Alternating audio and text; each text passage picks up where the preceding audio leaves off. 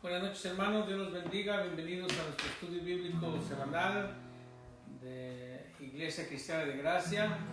Como siempre vamos a empezar alabando y exaltando su nombre. Vamos a empezar con una oración, así de que incline su rostro conmigo. Perdón.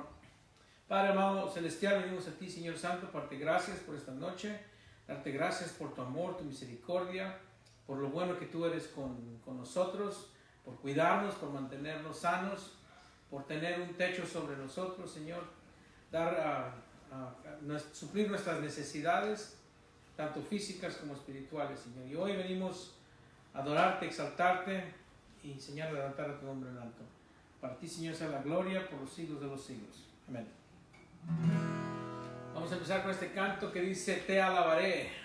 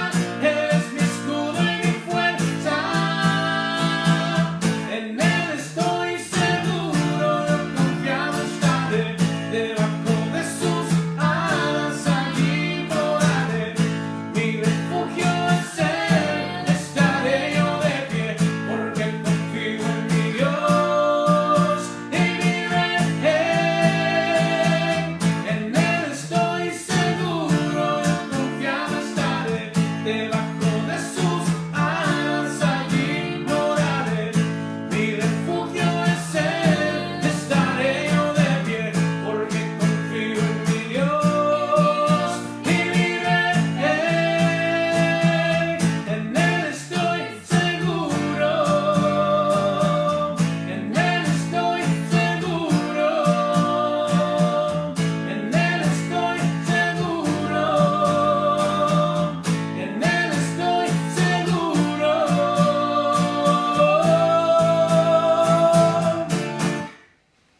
Dios los bendiga, hermanos. Es precioso alabar al Señor, y en esta noche regularmente hacemos en el estudio bíblico que cada quien da gracias por lo que el Señor está haciendo, por lo que hizo en su vida en esta semana. Así es que usted, donde nos está viendo, déjenos un comentario dándole gracias al Señor por lo bueno y maravilloso que es Él. Y voy a aprovechar este tiempo para orar por aquellas peticiones que han dejado comentarios. Y les digo, al orar, les estoy informando de estas oraciones para que usted ore también en su casa. Si tiene una petición, también pónganla en los comentarios para así nosotros orar entre semana, y cuando se tenga la oportunidad, orar por esa situación. Así es de que incline su rostro conmigo una vez más y vamos a orar por los necesitados. Padre amado, venimos a ti, Señor Santo, una vez más, agradecidos por estar bajo tu cobertura, porque sabemos que nuestra esperanza está en ti. Y confiamos, Señor, que todas las cosas nos sirven a bien porque te amamos, según dice tu palabra en Romanos 8:28. Y sabemos que tú eres soberano y que tú permites las cosas que pasen y tú estás en control de todo, Señor. Señor, sabemos que este cuerpo humano no es eterno, sino que nuestro espíritu es eterno al conocerte a ti. Y hoy oramos por aquellas personas que se han enfermado con este virus, el coronavirus. Mi sobrina Brenda, que se encuentra en Pacoima, te pido por ella. Sé que no está tan grave, pero aún así fue diagnosticada positiva. Te pido por la esposa de mi padrastro, Señor. Y te pido que cuide, Señor, el resto de nuestros hermanos de la iglesia local, de la iglesia universal, si se puede decir de esa manera, Señor, de tus hijos, que los protejas, que protejas a nuestros amigos, a nuestros familiares. Señor, me acuerdo de Ana, que está allá en Monroy, Señor, que también tiene el virus. Te pido por ello. Te pido por una bebé que acaba de nacer, que su corazón todavía no está completamente sano, acaba de nacer y tiene complicaciones. Te pido por ella, Señor. Es nieta de mi amiga Carmen en Las Vegas. Te pido, Señor, por el ánimo de las personas que a veces puede ser contagioso caer en este desánimo. Pero te pido, Señor, que confiamos en ti y que lo que hagas tú, Señor, podamos estar contentos con eso. Gracias, Señor, por nuestra familia, que la has cuidado. Te pido por los hijos de mi hermana Elia Moreno en Soledad, Señor, que los protejas, que los cuides. Los amo, Señor, protégelos. Señor, por la familia en el Amarillo, por todo el pueblo del Amarillo, tócalo, bendícelo. Por los que están en Washington, Señor, la familia grande, el pueblo grande del Amarillo que se encuentra allá, protégelos, Señor, y los que estamos aquí en esta área, Señor, alrededor en California, Señor, protégenos y haznos confiar, que podamos confiar en ti, Señor, de corazón a través de estas circunstancias. Para ti, Señor, la gloria, y te alabamos, Señor, porque tú eres Dios soberano, Dios todopoderoso. En el nombre de Cristo Jesús oramos. Amén. Amén.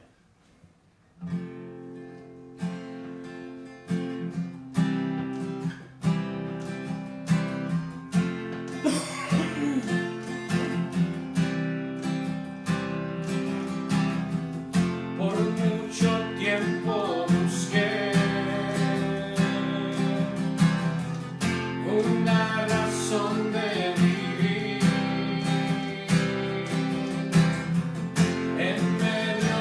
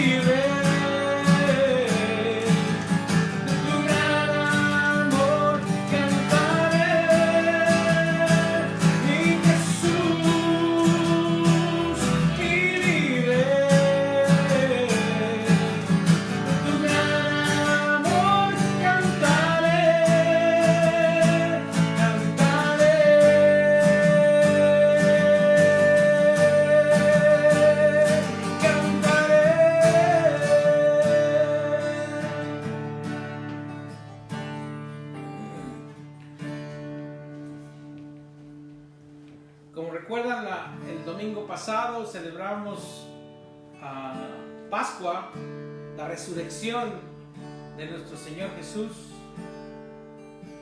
Y muchos preguntaron y me dijeron, ¿por qué no cantaste este canto? Deberías de haber cantado este canto. Pero hermanos, nosotros celebramos a Cristo vivo diario. Y este canto es hermoso porque habla del sacrificio del Señor, de cómo nos ha redimido, de cómo Él nos ha dado parte de su reino, nos ha hecho parte de su reino. Dice que exaltemos al Señor.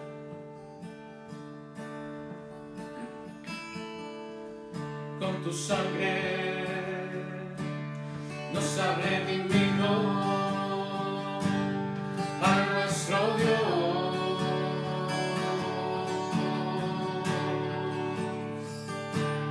de todo linaje, pueblo, lengua y nación.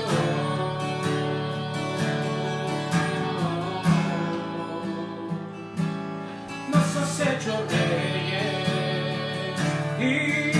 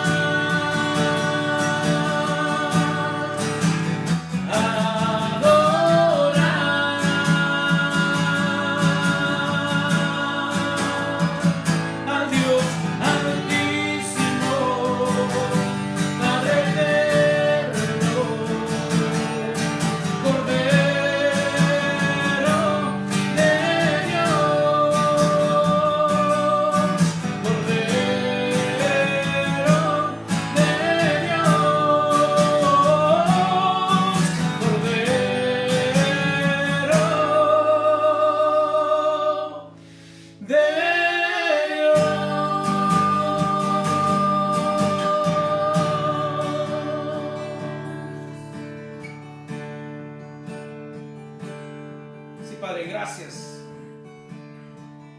Gracias por proveerte como sacrificio. Señor, porque tú nos amaste de tal manera que viniste y te hiciste hombre. Tomaste la forma de siervo y viniste a morir por nosotros, Señor. Viniste a dar tu vida por la nuestra, el justo por los injustos. Y por eso te exaltamos, por eso te adoramos, Señor. Porque tú eres un Dios que das tu vida por aquellos que amas. Y amas al mundo entero, dice tu palabra. Por eso te amamos nosotros a ti, Señor, porque tú nos amaste primero. Y por eso te exaltamos, te adoramos y reconocemos, te reconocemos como nuestro Salvador, como nuestro Dios. Y queremos darte la gloria, Señor, por los siglos de los siglos. Y el pueblo dice, amén.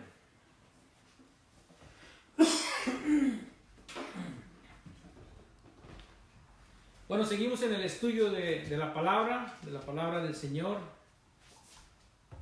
Y si usted nos ha estado siguiendo semana tras semana, desde que empezamos este libro de Apocalipsis,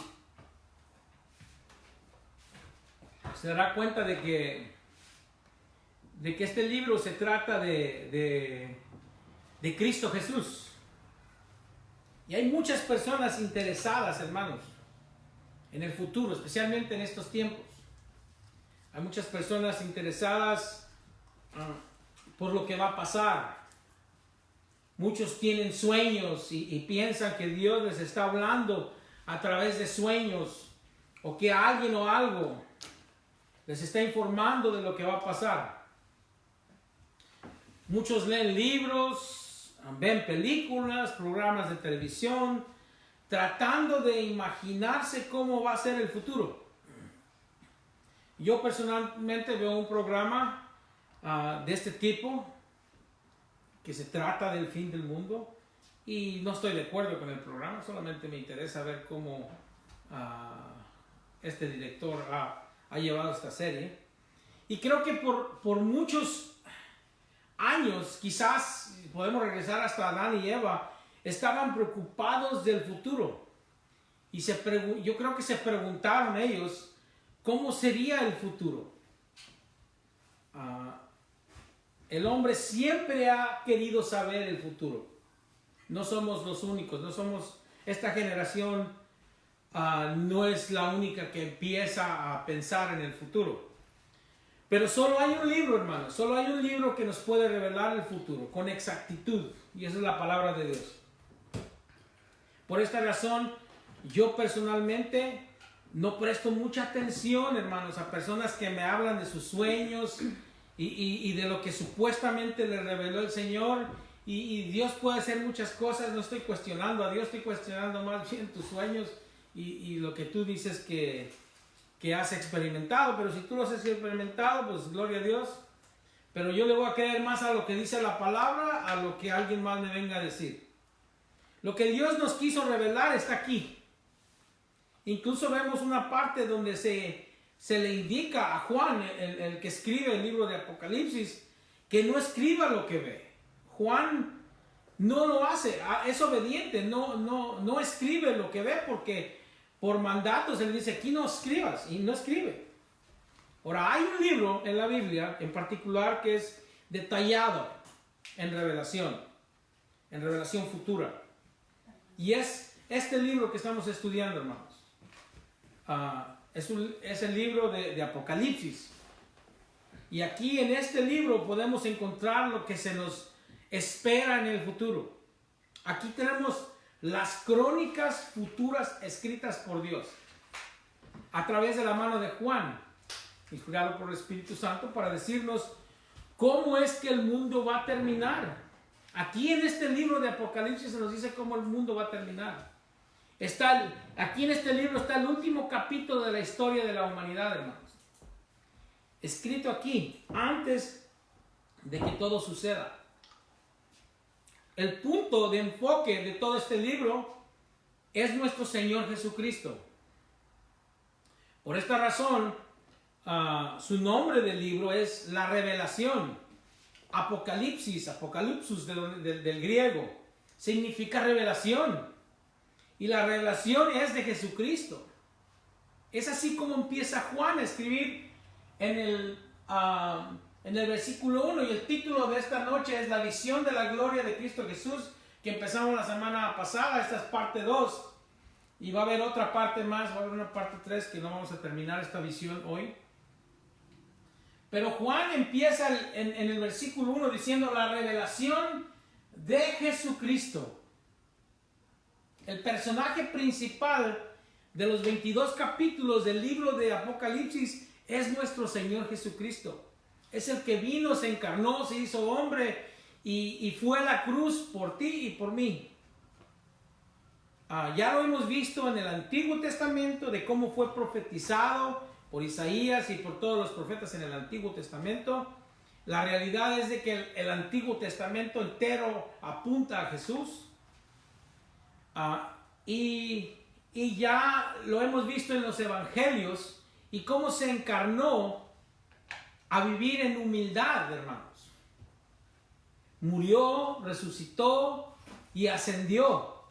Hemos estudiado cómo los apóstoles escribieron el significado de su humillación, su muerte y resurrección. Todo eso es pasado y presente. Cuando estudiamos las epístolas estamos viendo cómo eso nos afecta hoy en día. Pero este libro de Apocalipsis nos lleva al futuro. Ya no vemos a Cristo en humillación en este libro, sino que lo vemos en su gloria completa.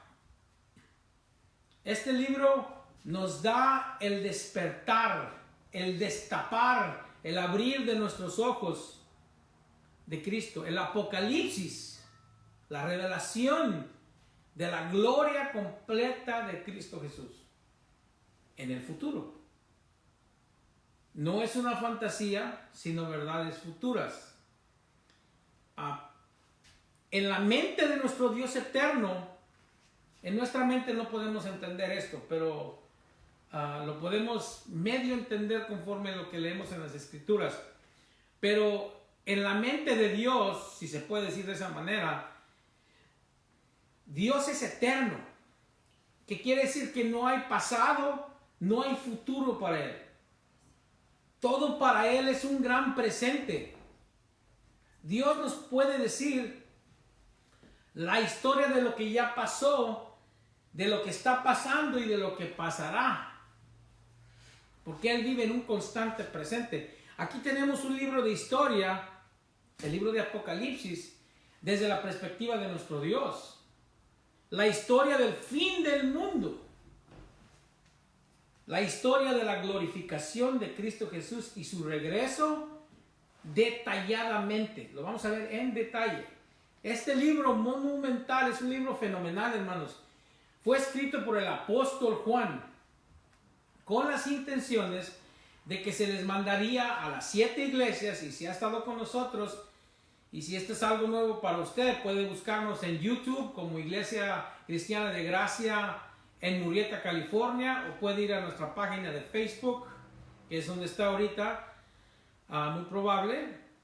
Pueden ir a mi página personal de Facebook o puede ir a la página de la iglesia bajo Iglesia Cristiana de Gracia. Entonces, en este libro monumental que estamos viendo, es un libro increíble, hermanos.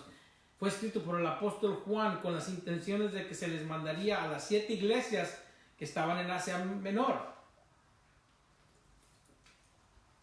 Y de estas 7 iglesias,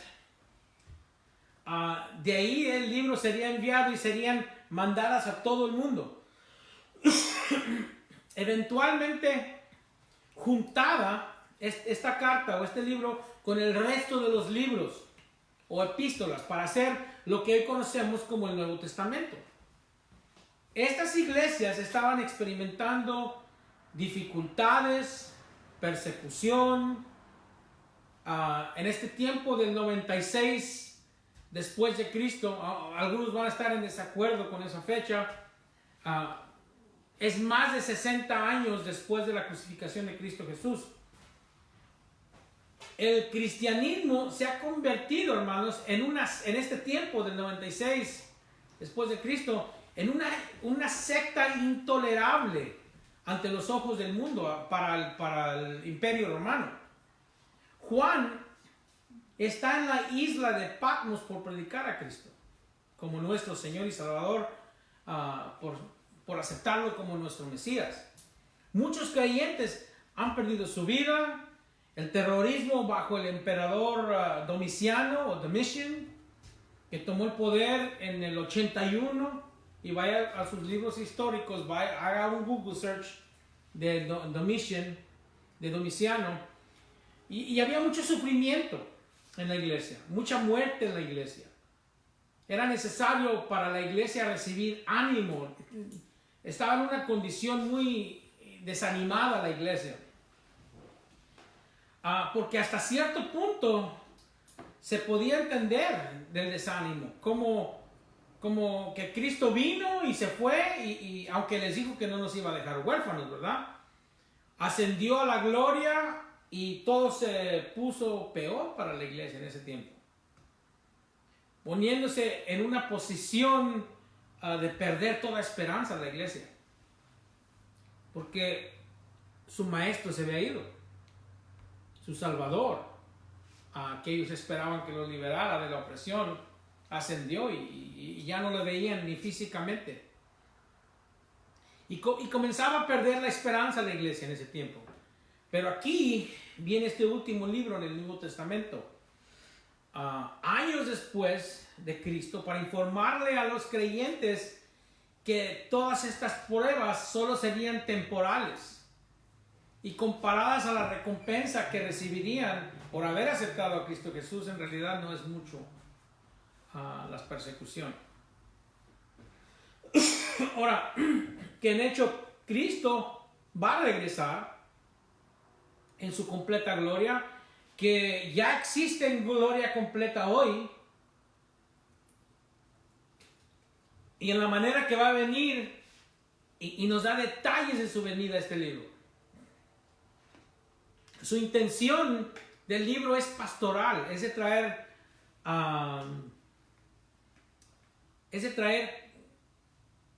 aseguranza o seguridad, más que nada, seguridad es la palabra, y confianza, y revivir esa esperanza que tenían, ese nuevo amor que experimentaron de recién convertirse al Señor.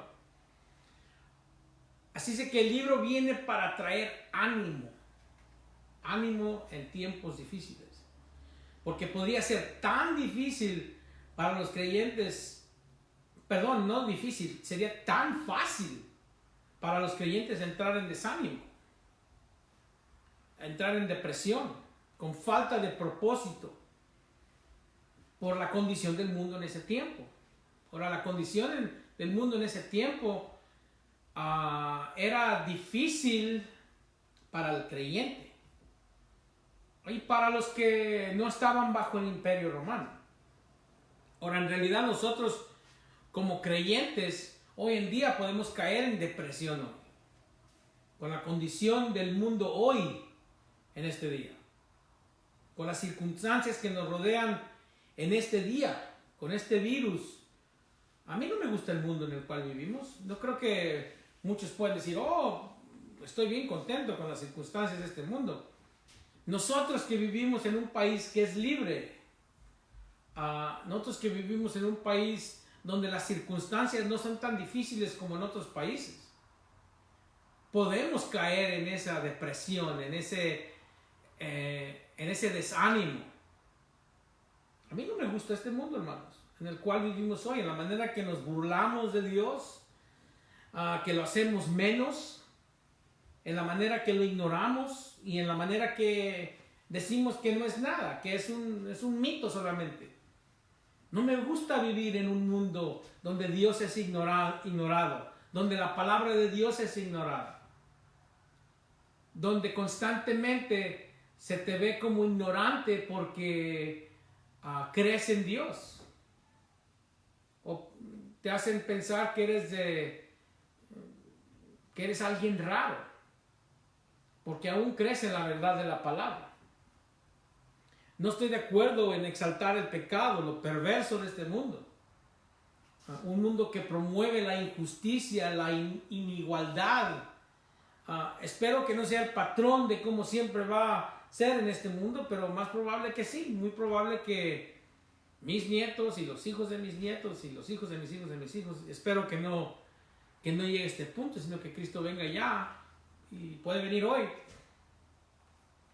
Este libro viene a nosotros de la misma manera en que llegó a ese grupo, a esa iglesia en el primer siglo, para traer consuelo, para decirnos que no siempre va a estar de esta manera. Jesús viene, hermanos, y no viene en humillación o para ser humillado, ese tiempo ya se acabó, sino que viene en gloria. Y cuando venga, va a liberar al universo de los perversos. Se va a deshacer de ellos. Se va a deshacer del pecado, de los demonios, de Satanás y de la muerte. Esta es la promesa de este libro. Ahora, muchos temen leer este libro porque se ha creado un pensar que este libro es un libro de secretos, es un libro es un rompecabezas, es un libro de muchos mitos, etcétera, etcétera. Pero no, la verdad es que este libro vino a revelar lo oculto, a destapar lo que estaba tapado. Antes de que se nos muestre el desarrollo del futuro en este libro, el Espíritu Santo quería revelarle a Juan el apóstol otras cosas. Antes de que se nos revele la primera visión del futuro, hay una visión en el capítulo 1. Es una visión de el Cristo glorificado en el tiempo presente. Porque ya sabemos lo que pasó. Por lo que leemos en los evangelios, sabemos lo que va a estar haciendo en el futuro, empezando desde el capítulo 4. La pregunta que tenemos hoy es, ¿qué es lo que está haciendo hoy Jesús? Si ya está exaltado en la gloria, ¿qué es lo que está haciendo hoy el Señor Jesús? La visión en este capítulo contesta a esta pregunta. Empezando desde el versículo 9 al versículo 19 del capítulo 1. Usted lo puede leer en su casa. Ahora, otra de las cosas uno de los cambios que vamos a estar haciendo los viernes y los domingos es de que vamos a tratar de recortar el tiempo. Yo sé que 1 hora y media para muchos, para muchas personas es muy largo, pero un servicio de 1 hora y media en realidad es corto. Pero para los que no están acostumbrados a pasar tanto tiempo, vamos a tratar de limitarlo a 1 hora, 1 hora 15. Dice que en ese tiempo que no está en línea o que no estamos viendo, les voy a dar tarea, por ejemplo, que lean el versículo 9 al 19, que es la parte que hemos estado estudiando. La visión que tiene Juan. Aquí se nos da la primera visión en estos versículos de 9 al 19. Es la visión de Cristo glorificado en medio de la iglesia. Nos muestra a Cristo vivo, porque resucitó en una forma majestuosa, ministrando a su iglesia. Nosotros somos su iglesia. Se recuerdan los versos 9 al 11, donde Juan dice: yo, Juan, vuestro hermano y copartícipe vuestro en la tribulación, en el reino y en la paciencia de Jesucristo, estaba en la isla llamada Patmos por causa de la palabra de Dios y el testimonio de Jesucristo. Yo estaba en el Espíritu en el día del Señor y oí detrás de mí una gran voz como de trompeta que decía: yo soy el Alfa y la Omega, el primero y el último. Escribe en un libro lo que ves y envíalo a las 7 iglesias que están en Asia, a Éfeso, Esmirna, Pérgamo, Tiatira, Sardis, Filadelfia y Laodicea. Aquí Juan se introduce como el escritor, nos da sus circunstancias en las cuales él se encuentra, que está en el Espíritu, en el día del Señor, donde escucha una voz que le dice que escriba lo que ve, lo que está viendo. Luego en los versículos 12 al 16 vimos específicamente la visión, vimos a Dios, al Dios de la iglesia, con su gloria resplandeciente, moviéndose dentro de su iglesia, que es simbolizado por los candeleros de oro, y si se acuerdan, los candeleros de oro somos la iglesia. Observamos lo que está haciendo dentro de la iglesia. Vimos 7 cosas de las cosas que está haciendo en su iglesia. Vimos que el Señor está haciendo por lo menos estas 7 cosas en medio de su iglesia. Vimos que está en medio de la iglesia para empoderar a su iglesia. Está presente para interceder por su iglesia. Está presente para purificar su iglesia. Está presente para hablarle con autoridad a la iglesia. También está para controlar a su iglesia. Está aquí para proteger a su iglesia. Y más que nada está en medio de la iglesia para reflejar su gloria a través de su iglesia. Este es su ministerio actual de nuestro Señor Jesucristo. Es lo que está haciendo al momento por nosotros. Una vez más, le doy la lista. Él está para empoderarnos. Él está para empoderarnos, intercediendo por nosotros. Está purificándonos. Es de Él la obra de la santificación, no nuestra, hermanos. Usted no es el que se santifica, sino Él es el que nos santifica. Lea Romanos 8:30. Y al que antes conoció, a estos también llamó, y a los que llamó, justificó, y a los que justificó, glorificó. Está el Señor hablándonos a través de su palabra, con autoridad. Está controlándonos a través del Espíritu Santo. Está protegiéndonos porque nos ama, hermanos. Él te ama a ti. Me ama a mí. Y está reflejándose en nosotros. ¿Sí, hermano? El Cristo que van a conocer los no creyentes se encuentra en la manera que le reflejamos nosotros. Entre más nos sometemos al Espíritu Santo, Él más se refleja en nosotros. Nosotros como iglesia hemos confundido, hemos malinterpretado al Espíritu Santo. El Espíritu Santo llegó desde que aceptaste a Cristo Jesús en tu vida. No hay necesidad de decir, Espíritu Santo, ven, Él ya está aquí. Si tú aceptaste a Cristo Jesús, el Espíritu Santo ya está en ti. Dios ha hecho morada en ti el día que recibiste a Jesús como tu Señor y Salvador.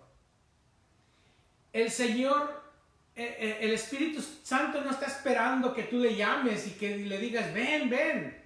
Está esperando que le des más tú de ti mismo, que te rindas al Espíritu Santo.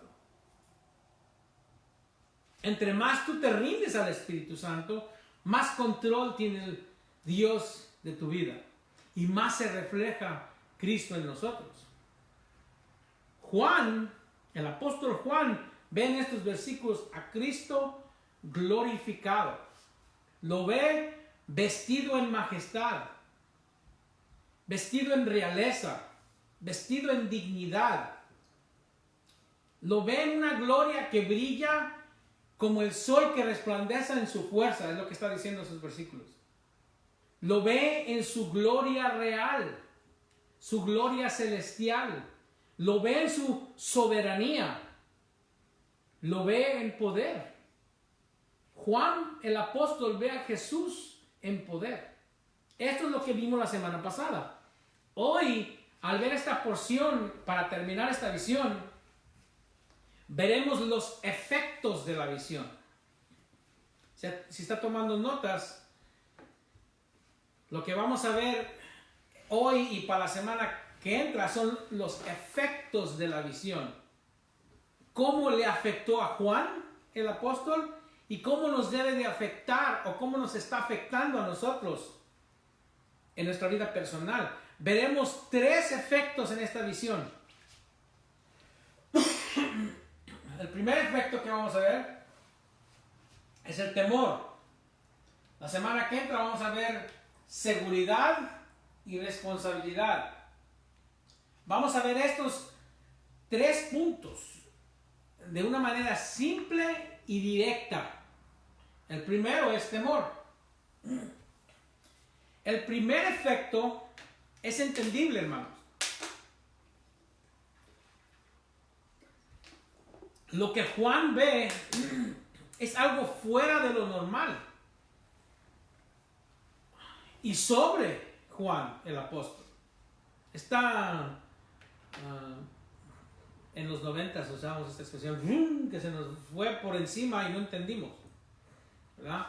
Y es lo que pasa con Juan. Esta visión está sobre Juan y va a estar sobre de cualquier persona, hermanos. Ahora el versículo 17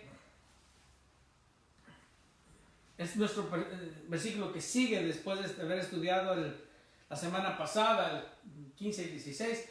Cuando le vi, dice, caí como muerto a sus pies. Y él puso su diestra sobre mí, diciéndome, no temas, yo soy el primero y el último. La respuesta de Juan es de caer a sus pies como muerto, es muy similar a la de Daniel, en Daniel 10. Ahora vaya conmigo al capítulo 10 de Daniel, versículos 7 al 9. Y lea conmigo. Y solo yo, Daniel, vi aquella visión, y no la vieron los hombres que estaban conmigo, sino que se apoderó de ellos un gran temor y huyeron y se escondieron. Versículo 8. Quedé pues yo solo, dice Daniel, y vi esta gran visión, y no quedó fuerza en mí. Antes mi fuerza se cambió en desfallecimiento y no tuve vigor alguno. Versículo 9.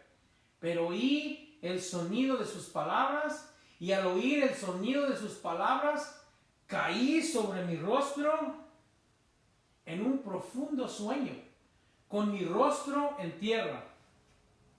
Daniel reaccionó de una manera devastadora, lo deja tirado en el suelo como muerto.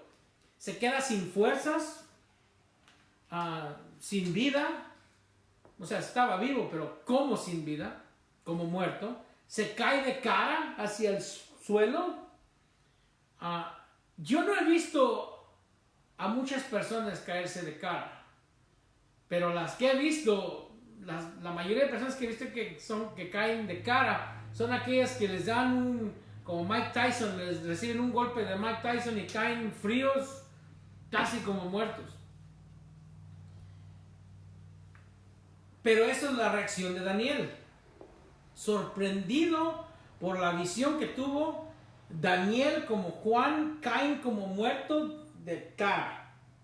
Tanto miedo, sorpresa del shock de tener la visión, es una reacción común en la palabra.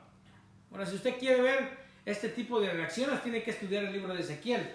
En Ezequiel 1:28 dice, como parece el arco iris que está en las nubes el día que llueve, así era el parecer del resplandor alrededor. Ezequiel está viendo el trono de Dios. Esta fue la visión de la semejanza de la gloria de Jehová, y cuando yo la vi, me postré sobre mi rostro y oí la voz de uno que hablaba. Es algo común para las personas que tienen visiones, el temor y de caer muertos, como muertos. Eso es lo que vemos en la palabra de Dios, que tengan esta reacción. Ahora, después de ver la gloria de Dios, es común que caigan como muertos de cara al suelo. Es lo común que vemos en la palabra de Dios. En Hechos 26, este es un texto un poquito largo, pero vamos a ver la experiencia que vemos aquí. Ocupado en esto, aquí el apóstol Pablo está dando ese testimonio. Iba yo a Damasco con poderes y en comisión de los principales sacerdotes. Cuando a mediodía, oh rey, estaba hablando con el rey Agripa, creo que, déjenme seguro y no les doy falsa información. Hechos 26, 12, sí está ante Agripa. Dice, ocupado en esto iba yo a Damasco con poderes sin comisión de los principales sacerdotes. Él iba a buscar más cartas para seguir persiguiendo a la iglesia. Cuando a mediodía, oh rey, yendo por el camino, vi una luz del cielo que sobrepasaba el resplandor del sol. Entonces esta luz que Pablo ve es más resplandeciente que la luz del sol. Por eso cantábamos la semana pasada, la luz de 1000 soles no podrá opacar tu luz, la cual me rodeó a mí y a los que iban conmigo. Esa es la experiencia de Pablo. Y habiendo caído todos nosotros en tierra, esa es una reacción normal después de ver la gloria de Dios. Oí una voz que me hablaba y decía en lengua hebrea, Saulo, Saulo, ¿por qué me persigues? Dura cosa te es dar coces contra el aguijón.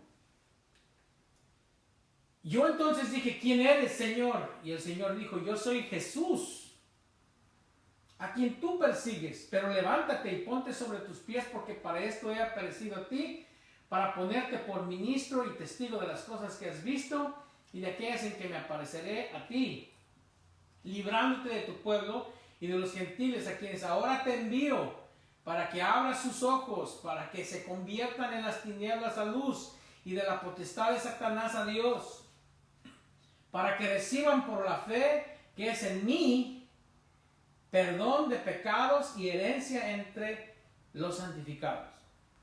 Esa es la visión de Pablo.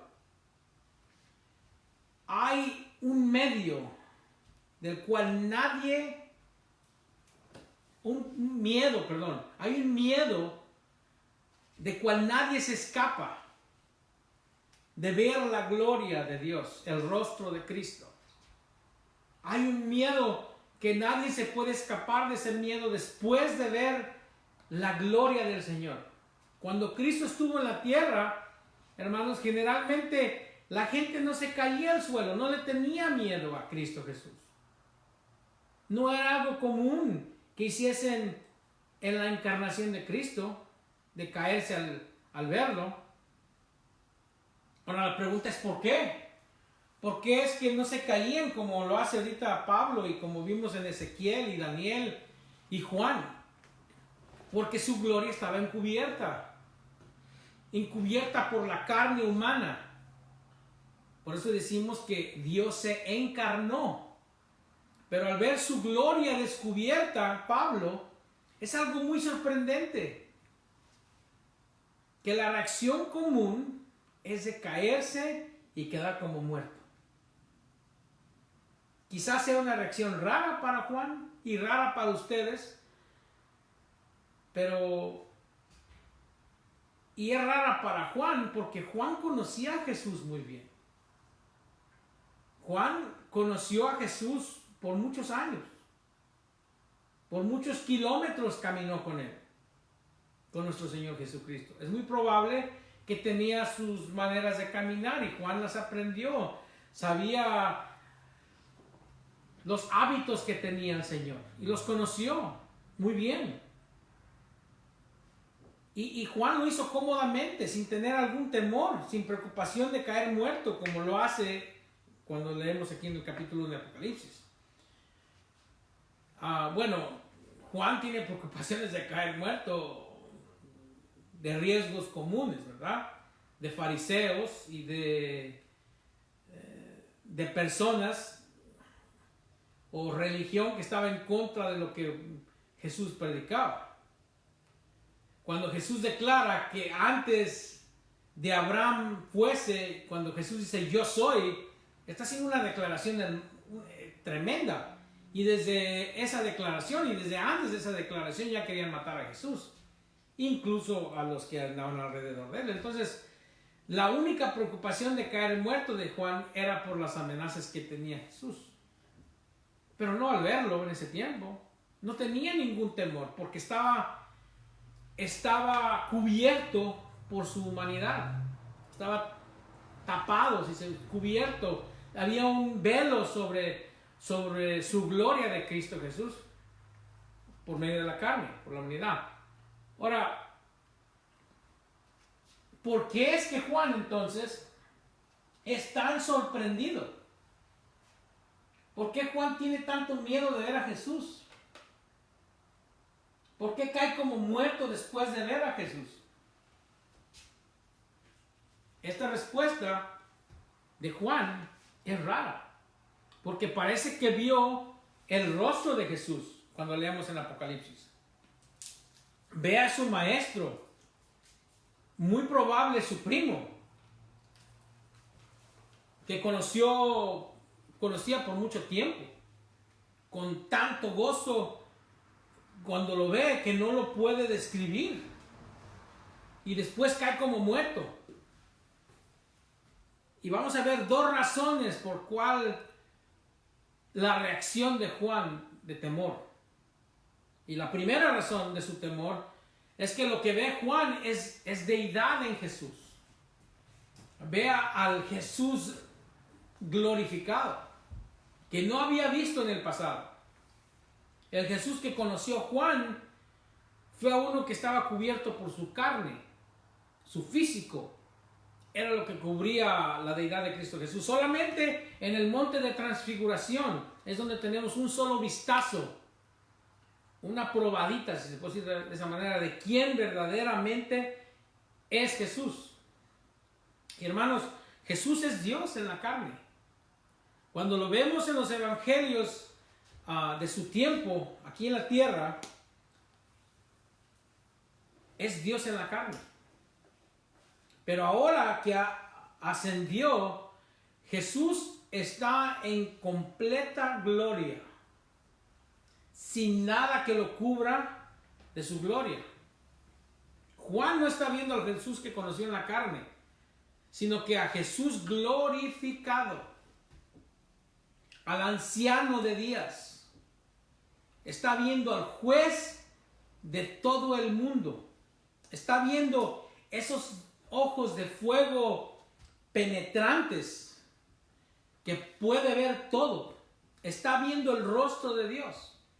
Por esta razón cae de cara, como si estuviese muerto. En el futuro, en nuestro futuro, vamos a ver cómo el Señor le muestra el infierno, el cielo a Juan, el apóstol, y nada le sucede. Pero cuando ve a Jesús, ve deidad, a Cristo resucitado, a Cristo glorificado. Y por esta razón, es la razón por la cual cae como muerto. Ahora, la segunda razón por la cual cae como muerto es que al instante Juan de ver al Señor glorificado es consciente. Hay una conciencia en Juan de la carga que él no es nada.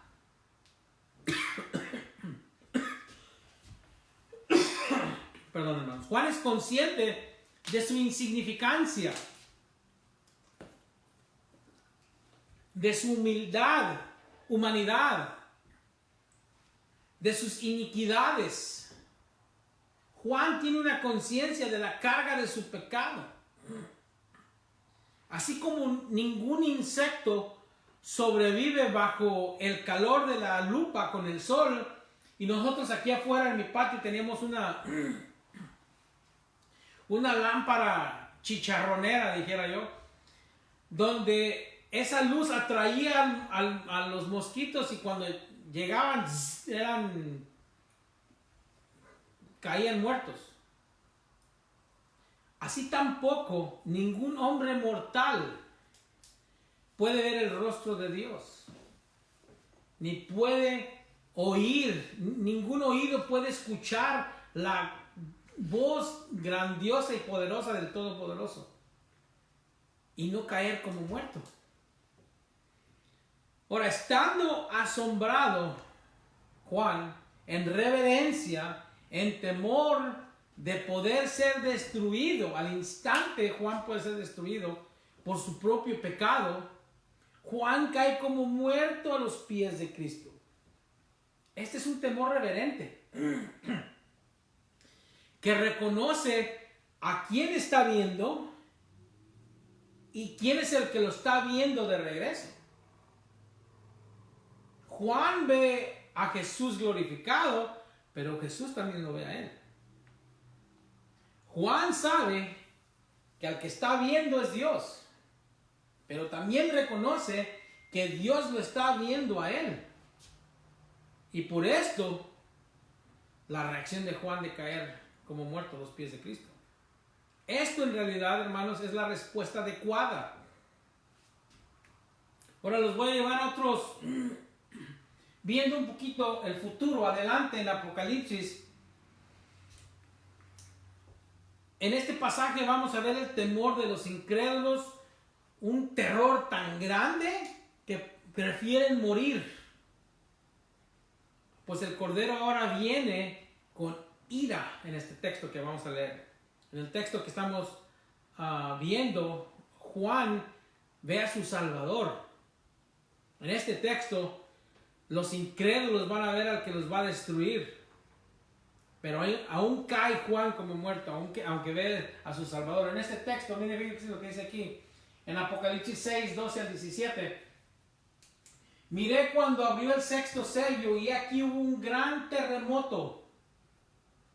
Y el sol se puso negro, como tela de silicio. Y la luna se volvió toda como sangre. Y las estrellas del cielo cayeron sobre la tierra, como la higuera deja caer sus higos cuando es sacudida por un fuerte viento. El universo, hermanos, está oscuro, completamente oscuro. Y el cielo se desvaneció como un pergamino que se enrolla y todo monte y toda isla se removió de su lugar. Así de fuerte fue el terremoto, va a ser el terremoto.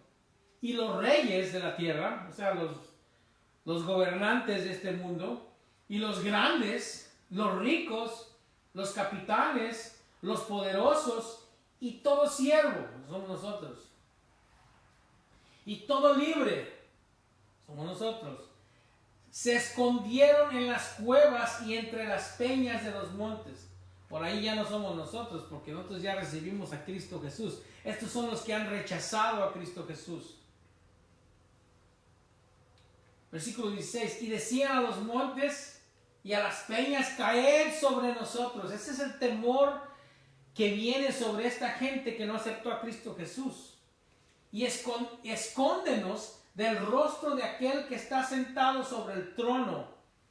Una vez más, del rostro de aquel que está sentado sobre el trono. ¿Quién es el que está sentado sobre el trono, hermanos? Jesús. Y de la ira del Cordero. Porque el gran día de su ira ha llegado. ¿Y quién podrá sostenerse en pie? Jesús viene a hacer justicia en este texto. Ahora, este texto que viene, les tengo que dar hablar un poquito del contexto. El rey Usías tenía 52 años reinando. Y corríjanme si estoy equivocado, por favor, lo están viendo, saquen sus cuentas. Este rey tenía 52 años reinando sobre Israel Y en ese tiempo era un tiempo de prosperidad, era un tiempo donde el pueblo estaba gozando de una paz, de un regocijo, pero se le ocurrió, no sé si por la edad o qué pasó con Usías, pero quiso mezclar ser rey con ser sacerdote.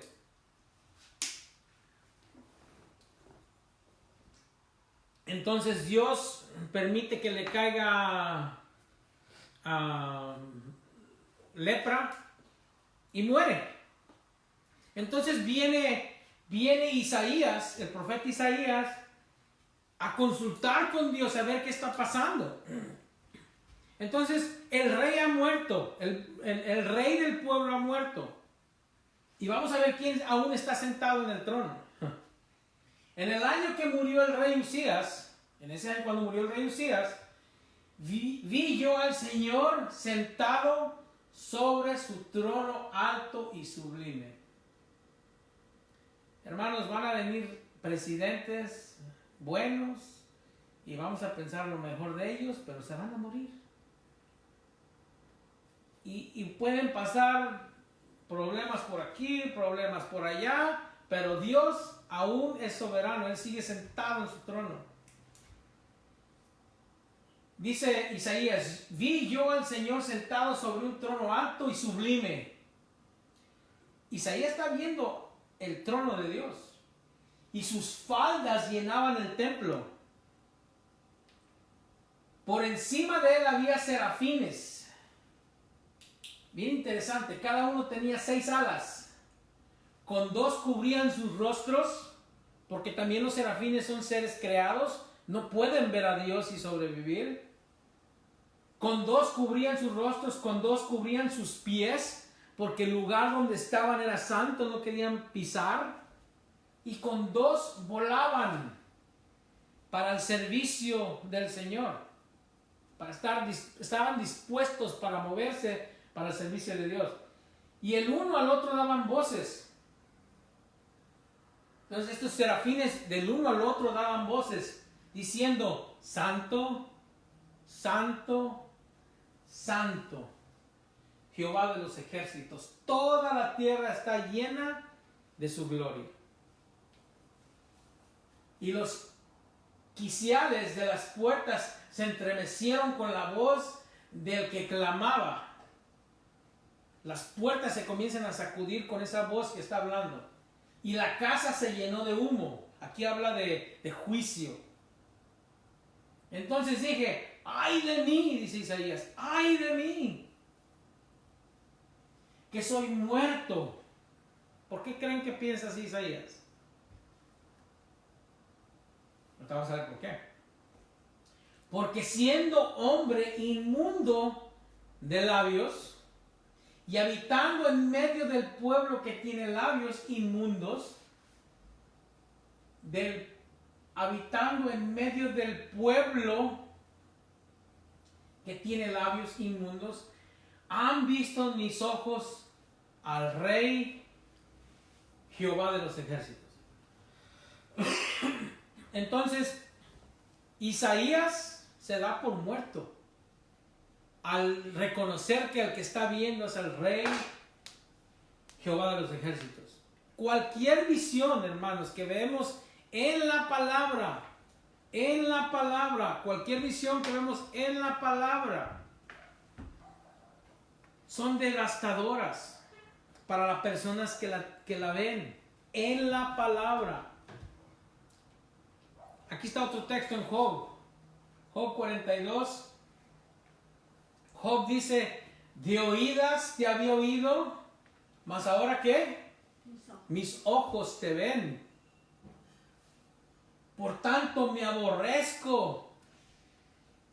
Porque cuando Job ve la santidad y la pureza del Señor, lo único que se puede reflejar en su vida es impureza, es iniquidad. Y por eso dice: por tanto me aborrezco y me arrepiento en polvo y ceniza. ¿Por qué cree que se arrepienta? Está arrepintiendo aquí Job. Job dice: me arrepiento. Es otra manera de decir: Señor, no me mates, porque estoy viendo tu gloria.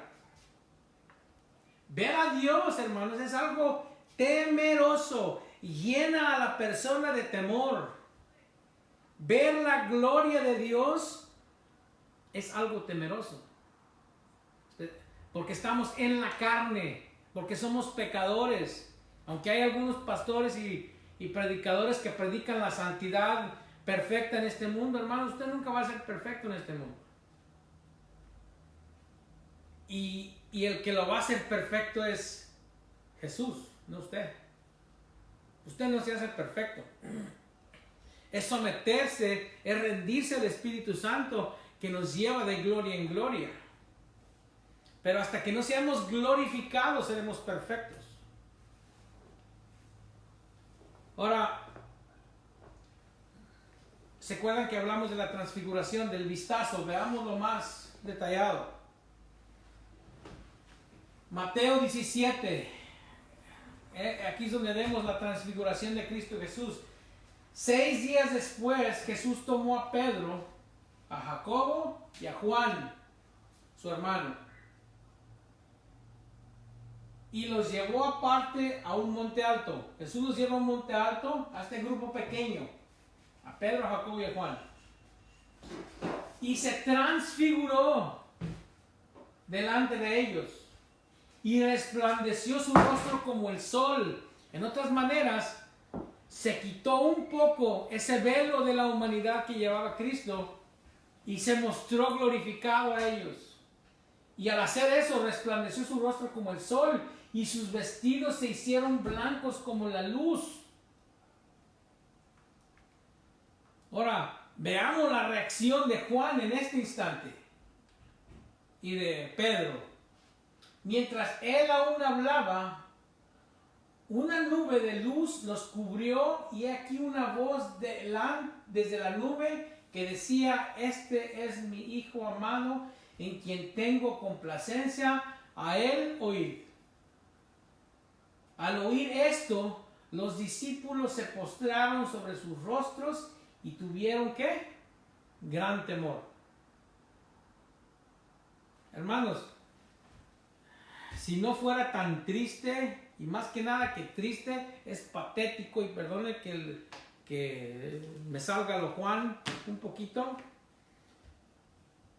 pero es bien patético oír los testimonios a veces de personas que van buscando atención, están queriendo tener atención y ser reconocidos como ellos si son espirituales. Cuando dicen que vieron a Dios y que tuvieron experiencias. Si tú vieras a Dios, si tú tuvieras un encuentro con Dios, estarías atormentado. Tuvieras con un gran temor, caerías muerto, como muerto. Todos estos que dicen que vieron a Dios y tienen visiones, deberían de traer la nariz quebrada, la frente hinchada. Temerían de contar su historia. Si vieras al Cristo glorificado, estarías aterrorizado. Esa es la palabra que no podía decir. Juan el apóstol tuvo la reacción normal, bíblica. La reacción normal bíblica no es decirle a todo el mundo: y véanme a mí, yo soy más espiritual que ustedes. Dios me habló y Dios me dijo, y comienzan a dar fechas. El mundo se va a acabar en tal día y el 23, bueno, comienzan a dar fechas, comienzan a decir que Dios les habló. Hermanos, la palabra está aquí. Aquí es donde habla Dios. Ahora, si tú hubieras visto al Cristo glorificado, estarías aterrorizado. Juan el apóstol tuvo la reacción normal bíblica de alguien quien de verdad ha visto al resucitado, al que ascendió, al glorificado, a Cristo Jesús. Hay un temor imponente. Eso significa an awesome fear. No sé cómo más decirlo, pero así se dice en inglés, awesome fear. Es un miedo santo. Es el que tuvo Juan el apóstol.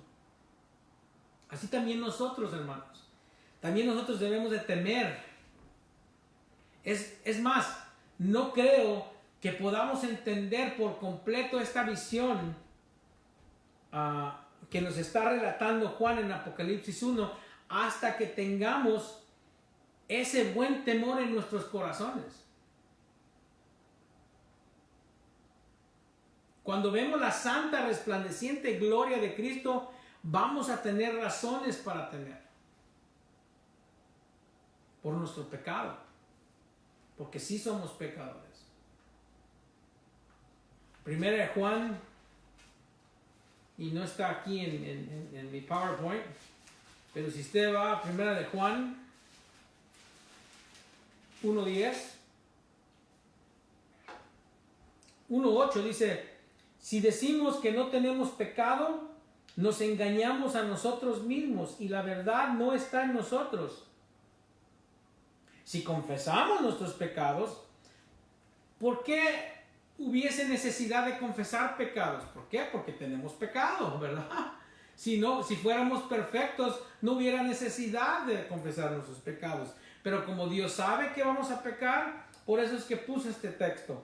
Si confesamos nuestros pecados, Él es fiel y justo para perdonar nuestros pecados y limpiarnos de toda maldad.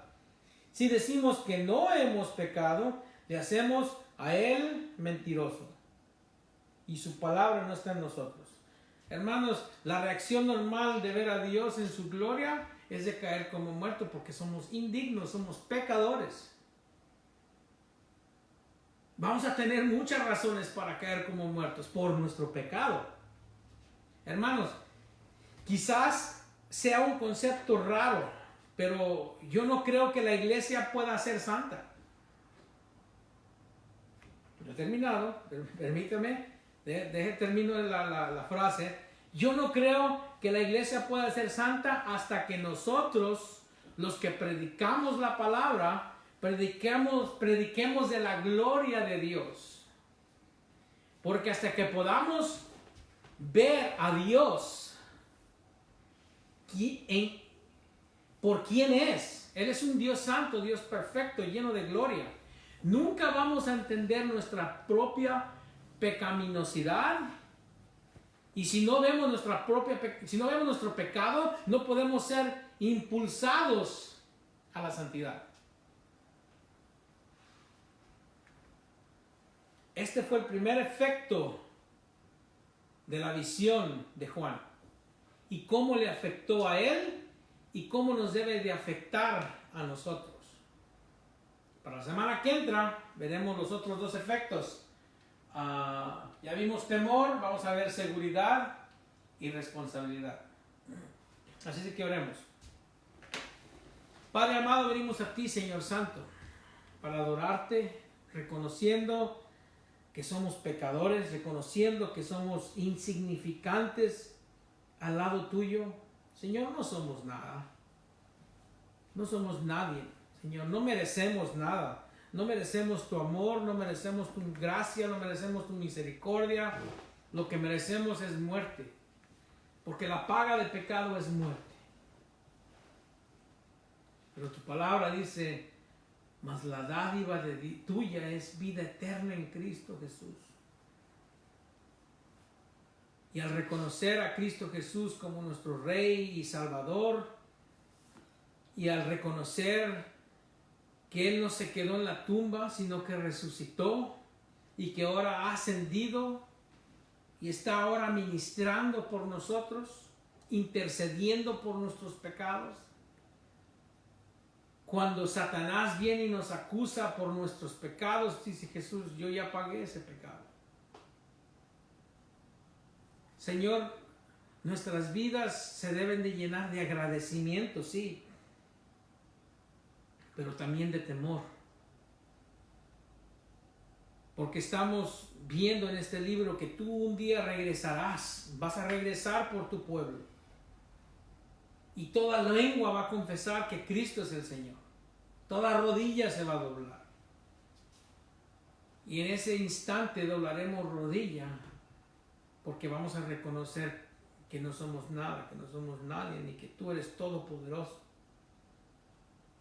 Vamos a caer como Juan, como muertos, al ver tu gloria perfecta, tu santidad perfecta. Señor, y vamos a vernos en nuestra imperfección, vamos a ver nuestras imperfecciones, porque tu luz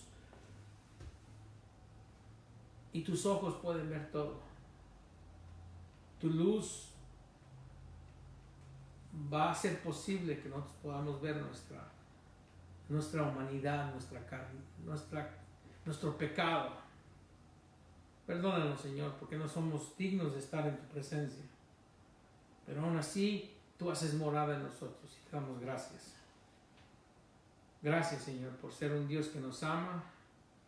Y, Señor, te pido una vez más que nos des paz, que nos des fe, que nos des confianza.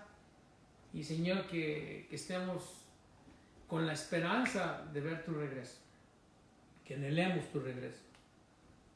Para ti la gloria en el nombre de Cristo Jesús. Amén. Cantemos un canto más y así seremos despedidos.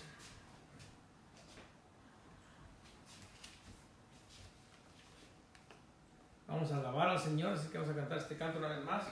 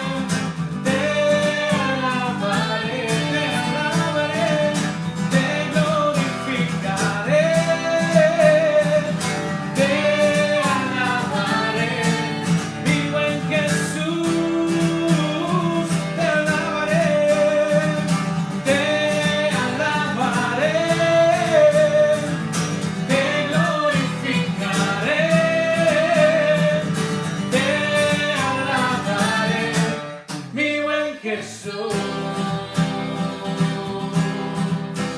Señor. Dios los bendiga, nos vemos el domingo a las 10 de la mañana.